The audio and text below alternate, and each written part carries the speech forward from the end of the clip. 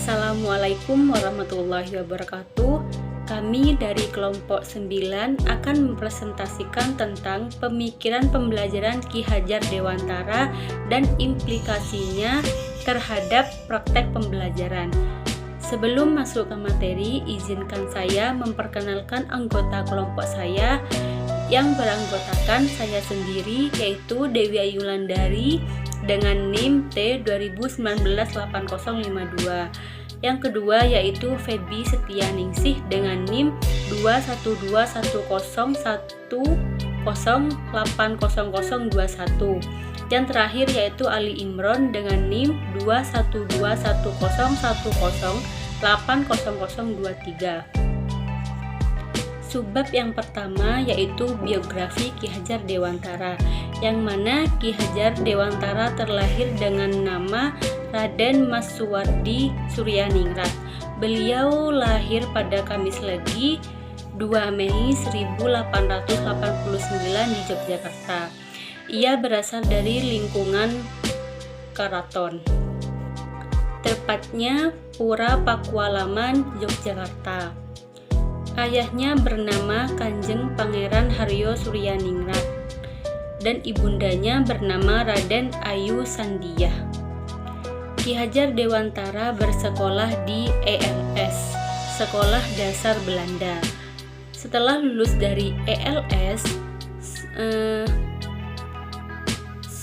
kemudian Suwardi Suryaningrat ini melanjutkan ke Setovia, yaitu sekolah kedokteran yang berada di Jakarta. Namun, pendidikan di Setovia ini tak dapat diterselesaikan karena Ki Hajar Dewantara sakit selama 4 bulan. Raden Mas Suwardi Suryaningrat ini kemudian berganti nama di usianya yang ke-39 tahun, berganti nama menjadi Ki Hajar Dewantara.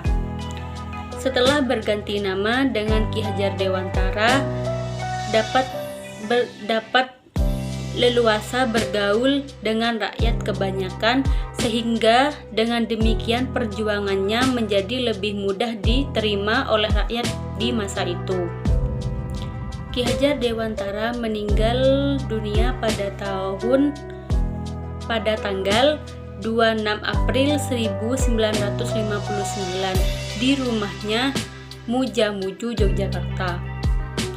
Tanggal 29 April jenazah Ki Hajar Dewantara. Pemikiran Ki Hajar Dewantara tentang pendidikan. Yang pertama yaitu tujuan pendidikan. Menurut Ki Hajar Dewantara, pendidikan sebagai tuntunan di dalam hidup tumbuhnya anak-anak. Tujuan pendidikan diklarifikasikan menjadi 4 dimensi. Yang pertama, dimensi jasmani. Ki Hajar Dewantara mengarahkan pada kemerdekaan fisik yang sehat dan kuat. Yang kedua yaitu dimensi rohani. Ki Hajar Dewantara mengarahkan pada pencapaian keselamatan dan kebahagiaan yang setinggi-tingginya dengan mencapai kemerdekaan mental dan kerohanian. Yang ketiga yaitu dimensi akal. Ki Hajar Dewantara mengarah pendidikan pada pencapaian kecerdasan yang lebih tinggi dan luas. Dan yang keempat yaitu dimensi sosial. Ki Hajar Dewantara mendukung tercapainya sikap-sikap kesetaraan, kekeluargaan, musyawarah, toleransi, kebersamaan, demokrasi, tanggung jawab, dan disiplin. Selanjutnya yaitu tentang pendidik. Menurut Ki Hajar Dewantara, mendidik yaitu proses memanusiakan manusia. Ki Hajar Dewantara telah memaparkan 4 kompetensi tersebut yang harus dimiliki oleh seorang pendidik. Di antaranya yaitu yang pertama, kompetensi pedagogik. Yang kedua yaitu kompetensi kepribadian. Yang ketiga, kompetensi sosial. Dan yang keempat yaitu kompetensi profesional. Yang selanjutnya yaitu prinsip belajar. Menurut Ki Hajar Dewantara, dalam melakukan proses pendidikan harus berlandaskan pada Pancadharma atau 5 prinsip yang berisi perincian yang berasal dari asas-asas yang dipakai dari Taman Siswa sejak berdirinya tahun 1922 hingga seterusnya. 5 prinsip tersebut meliputi yang pertama yaitu prinsip kemerdekaan. Kemerdekaan kekayaan atau kemampuan pribadi di sini bertujuan agar peserta didik dapat bebas untuk mengembangkan cipta, rasa, dan karsa dalam proses pembelajaran. Yang kedua yaitu prinsip kebangsaan. Karena peserta didik akan hidup dan berinteraksi dengan masyarakat luas, maka belajar juga harus menggunakan prinsip kebangsaan. Tidak boleh bertentangan dengan kemanusiaan agar tercipta rasa satu dengan bangsa sendiri, rasa satu dalam suka dan duka. Prinsip yang ketiga yaitu prinsip kebudayaan. Prinsip ini digunakan untuk membimbing anak didik agar tetap menghargai serta mengembangkan kebudayaannya sendiri. Dan yang keempat yaitu prinsip kemanusiaan. Peserta didik juga harus tidak melanggar dasar hak asasi manusia. Dan yang terakhir yaitu prinsip kodrat alam. Membuat peserta didik tidak melalaikan kewajibannya, baik kewajiban kepada Tuhan, lingkungan, dan masyarakat maupun dirinya sendiri merupakan tujuan dari prinsip kodrat alam. Yang keempat yaitu materi pembelajaran.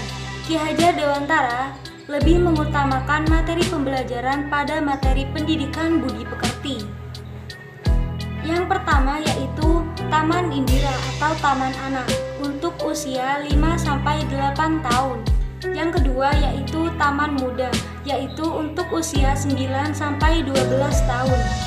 Yang ketiga yaitu Taman Dewasa, yaitu untuk usia 14-16 tahun. Dan yang keempat yaitu Taman Madya dan Taman Guru, yaitu untuk usia 17-20 tahun. Selanjutnya yaitu metode pembelajaran. Sistem Among merupakan metode pembelajaran yang digunakan Ki Hajar Dewantara. Pelaksana Among tersebut disebut Pamong, yaitu orang yang mempunyai kepandaian dan pengalaman lebih dari yang diamong. 3 metode pembelajaran menurut Ki Hajar Dewantara, yaitu yang pertama metode ngerti. Artinya memberikan pengertian yang sebanyak-banyaknya kepada anak. Yang kedua yaitu metode ngerasa. Artinya berusaha semaksimal mungkin untuk memahami dan merasakan tentang pengetahuan yang diperoleh. Yang ketiga yaitu metode ngelakoni. Artinya mengerjakan setiap tindakan dan bertanggung jawab serta tahu akibat tindakan yang ia lakukan berdasarkan pengetahuan yang telah didapatnya. Assalamualaikum warahmatullahi wabarakatuh. Perkenalkan, nama saya Ali Imran dengan NIM 2121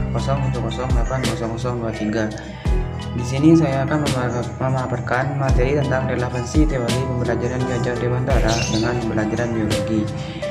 Proses pembelajaran IPA, penanaman sikap kreatif sangat dibutuhkan karena dalam proses ini siswa dapat menghasilkan inovasi, karya, atau ide-ide baru yang dapat mendukung kesuksesannya di kehidupannya dan dalam menyesuaikan diri dengan perkembangan zaman. Dalam proses pembelajaran IPA, pemikiran Ki Hajar Dewantara sangat berkaitan dengan pelajaran IPA. Konsep dari ajaran Ki Hajar Dewantara diantaranya Niteni, Niroke, dan Nambahi atau bisa disebut juga 3N. Yang pertama, konsep Niteni. Niteni dapat diartikan sebagai mengingat atau mengenang.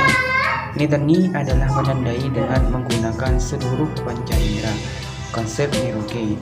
Niroke adalah menirukan apa yang diajarkan melalui contoh sumber belajar. Niroke sangat berguna karena memiliki sifat mendidik diri melalui orientasi dan pembelajaran. Kemudian konsep Nambahi. Konsep Nambahi adalah menambahkan atau bisa juga diartikan dengan meniru dan mengembangkan, yang merupakan proses dari Niroke. Dalam proses ini terdapat proses kreatif dan inovatif untuk memberikan pembelajaran baru pada model yang ditiru, sehingga kita dapat memperbaiki, menambah, mengurangi, mengubah, mengolah sesuatu yang ditiru. Dalam konteks ini, Ki Hajar Dewantara menyatakan bahwa kita tidak hanya meniru belaka, tetapi juga mengolah sesuatu yang ditiru. Sekian dari saya. Apabila ada salah kata, saya minta maaf sebesar-besarnya. Wassalamualaikum warahmatullahi wabarakatuh. Saya minta maaf sebesar-besarnya. Wassalamualaikum warahmatullahi wabarakatuh.